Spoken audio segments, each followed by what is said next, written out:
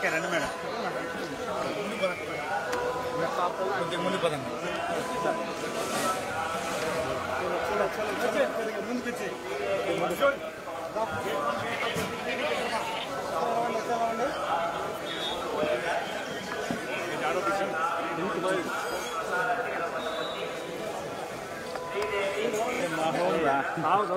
పక్క అత్తే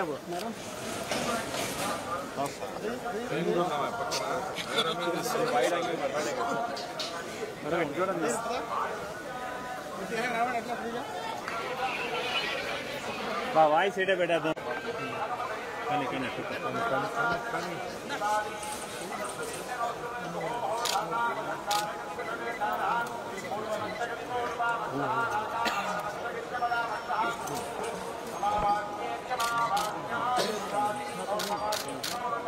పో బాబాయ్ పో.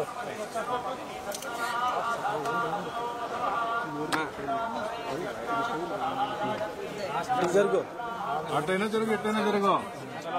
కార్యకర్తల్ని బాబు గారు గుర్తించడం లేదు.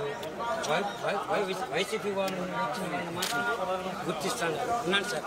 సార్ మేము పార్టీకి పనిచేసే వాళ్ళు నేను రాజకీయం మాట్లాడినా ఆమె చెప్తున్నా మా కష్టాన్ని. అలాగే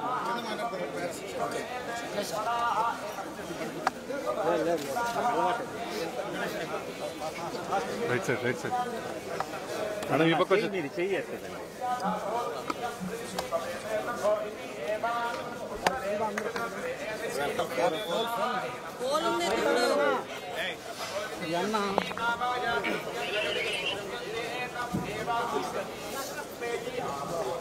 కిరణ్ కిరణ్ కొద్దిగా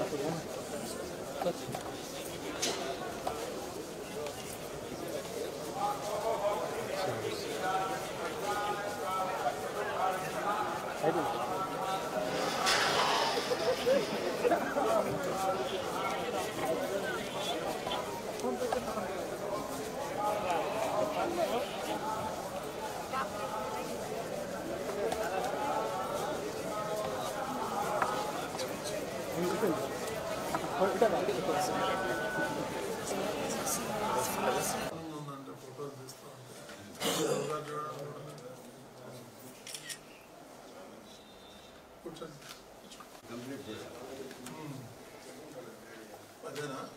అంటే ఇంకా చాలా ఉన్నాయి. 5 వర్క్లు ఉన్నాయి సార్. 5 వర్క్స్కి కూడా ఎస్టిమేట్స్ వేసి పంపించాను.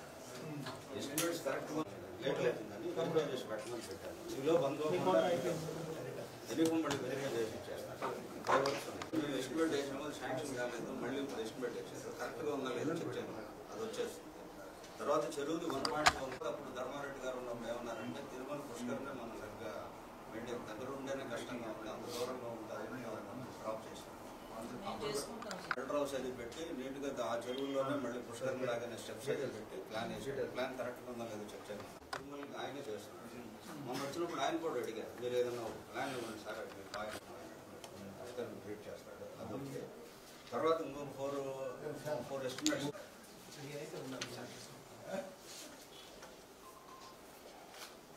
కొండ ఎక్కలేదు, మిగతా ఉన్నాయి. మీరు అడిగినట్లు ఒకటి ఏంటంటే మెయిన్ హైవే నుంచి లోపలికి వంట బాగుంటుంది సార్.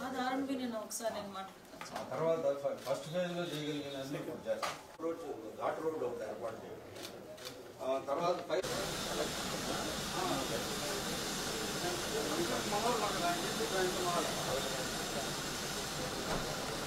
అందరికీ నమస్కారం. ఈరోజు గౌరవ తిరుమల తిరుపతి దేవస్థానం చైర్మన్ గారు నాయుడు గారిని ఈరోజు మర్యాదపూర్వకంగా కలవటం జరిగింది. ప్రత్యేకంగా పైకరపేట నియోజకవర్గంలో ఉపమాక వెంకటేశ్వర స్వామి ఆలయాన్ని 2015లో టీటీడీకి హ్యాండ్ ఓవర్ చేయడం జరిగింది. టీటీడీకి హ్యాండ్ ఓవర్ చేసిన తర్వాత సుమారుగా అక్కడ కొన్ని కార్యక్రమాలకు ఒక గౌరవ సీఎం గారు చంద్రబాబు నాయుడు గారు కూడా అప్పుడు సీఎం హోదాలో ఆ రోజు ఉపమాక వెంకన్న స్వామిని దర్శనం చేసుకుని ఆ చుట్టుపక్కల ప్రాంతాన్ని ఎలాగైనా అభివృద్ధి చేయాలి అనే ఉద్దేశంతో అక్కడ ల్యాండ్ ఎక్వైర్ చేయడం దగ్గర నుంచి ఒక మాస్టర్ ప్లాన్ తయారు చేసి టీటీడీకి హ్యాండ్ ఓవర్ చేసి అక్కడ టెంపుల్ని బాగా అభివృద్ధి చేయాలి అని ఆ రోజు సంకల్పించుకొని ఆ రోజు ఒక మాస్టర్ ప్లాన్ కూడా రెడీ చేసుకున్నాం ఆ రోజు. అదే తర్వాత గవర్నమెంట్ మారిన తర్వాత ఎంతో కొంత మీ అందరికీ తెలుసు ఎంతో కొంత కొంచెం నిర్లక్ష్యానికి గురైన పరిస్థితి అయితే కనిపించింది. తర్వాత మళ్ళీ ఈ రోజు మళ్ళీ మార్చి 10వ తారీఖున ఉప్మాక వెంకన్న స్వామి కళ్యాణోత్సవం అనేది చాలా ఘనంగా జరిగే పరిస్థితి కనిపిస్తూ ఉంది. సుమారుగా 1,00,000 నుంచి 1,20,000 వరకు కూడా భక్తులు వచ్చి ఆ రోజు స్వామివారిని దర్శించుకోవటం అనేది జరుగుతుంది. ఆ చుట్టుపక్కల గ్రామాల్లో ఉప్మాక వెంకటేశ్వర స్వామి అనేసరికి చాలా వాళ్ళందరికీ కూడా భక్తి భావాలు ఉన్న చుట్టుపక్కల ఉన్న వాళ్ళందరికీ కూడా ఒక ఆనవాయితీ ఏంటంటే ఆ స్వామివారిని దర్శించుకొని ఆ కళ్యాణాన్ని వీక్షించి తర్వాత అక్కడ సుమారుగా 20 రోజుల పాటు జాతర జరుగుతుంది. ఆ జాతరలో స్పైసెస్ అమ్ముతారు. ఆ 20 రోజుల పాటు ఆ స్పైసెస్ కొని తీసుకెళ్లి ఆ క్షేత్రంలో ఉన్న స్పైసెస్ కొని తీసుకెళ్లి వాళ్ళు వంటల్లో కానీ వాళ్ళు తినే పదార్థాల్లో కానీ ఉపయోగించుకుంటే వాళ్ళకి మంచి జరుగుతుంది, ఆరోగ్యంగా ఉంటారని ఒక నమ్మకం. ముఖ్యంగా వెంకటేశ్వర స్వామి ఆలయం అనేసరికి వెంకటేశ్వర స్వామి నైట్ అక్కడ స్టే చేస్తారు, సేద తీరుతారు అని ఒక ప్రతీక. ప్రతి దేవాలయం వెంకటేశ్వర స్వామి దేవాలయంలోనే శుక్రవారం అభిషేకం జరిగితే కేవలం ఉప్మాక వెంకన్న స్వామి ఆలయంలో ప్రతిరోజు కూడా అభిషేకం జరిగే ఏకైక టెంపుల్ వెంకటేశ్వర స్వామి టెంపుల్ ఉప్మాక వెంకటేశ్వర స్వామి. మనకి నిత్య ఉత్తర ద్వార దర్శనం కూడా జరిగే ఏకైక టెంపుల్ అది వెంకటేశ్వర స్వామి టెంపుల్. సో అటువంటి టెంపుల్ని మళ్ళీ తిరిగి ఈరోజు మళ్ళా అభివృద్ధి పదంలోకి ముందుకు తీసుకెళ్లాలి, భక్తులందరికీ కూడా అందుబాటులో ఉంచాలని గౌరవ చైర్మన్ గారిని కలిసిన వెంటనే చాలా సానుకూలంగా స్పందించారు. ఇమీడియట్ గా సిఈ గారిని పిలిపించారు. సిఈ గారికి కూడా ఆ టెంపుల్ మీద అవగాహన ఉండటం వల్ల మేము చెప్పకుండానే తనే తిరిగి మొత్తం ఇవి చేయాలమ్మా, పుష్కర్ని క్లీన్ చేయాలి, పుష్కర్ని మనం రెడీ చేసుకోవాలి, మనం చక్ర స్నానానికి రెడీ చేసుకోవాలి, ఇవన్నీ కూడా ఆయనే చెప్పడం నిజంగా చాలా ఆనందంగా అనిపించింది.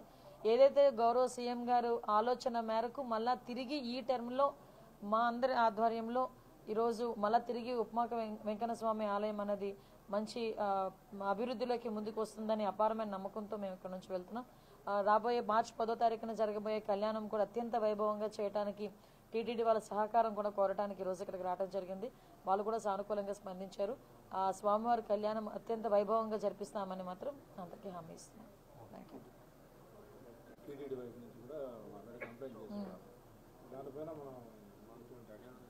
మేడం ఆగమ శాస్త్రం ప్రకారం ఐడియా ఉంది నాకు. ఆగమ శాస్త్రం ప్రకారం టెంపుల్ పైన ఫ్లై అవ్వకూడదు.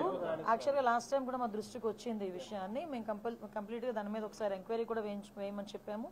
దాని మీద రిపోర్ట్ వచ్చిన తర్వాత అటువంటి పరిస్థితులు రాకుండా చూసుకునే బాధ్యత కూడా మేము తీసుకుంటాం. ఇబ్బంది ఏమీ లేదు.